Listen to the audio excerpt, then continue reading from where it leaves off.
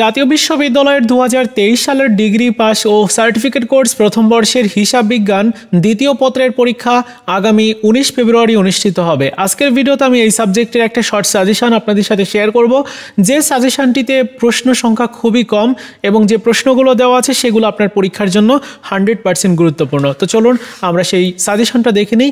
এটি হচ্ছে সাজেশন, যেখানে ক বিভাগের অতি সংক্ষিপ্ত প্রশ্ন মোট রাখা হয়েছে 30টা, আর 30টা প্রশ্নই খুব ভালো করে পড়তে হবে, যেহেতু এই সাবজেক্টের সিলেবাসটা বড়, যার কারণে এই সাবজেক্টে কিন্তু নতুন প্রশ্ন করা হয়, এজন্য খুব ভালো করে পড়তে হবে। খ বিভাগে প্রশ্ন রয়েছে 13টা আর গ বিভাগে প্রশ্ন সংখ্যা রয়েছে 14টা।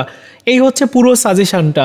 আর আপনারা যদি এই সাজেশনটির পিডিএফটি নিতে চান তাহলে এই ভিডিওর প্রথম কমেন্টসে পিডিএফ ডাউনলোড করার লিঙ্ক আমি দিয়ে দিয়েছি, একটা ক্লিক করে অবশ্যই আপনারা ডাউনলোড করে নেবেন।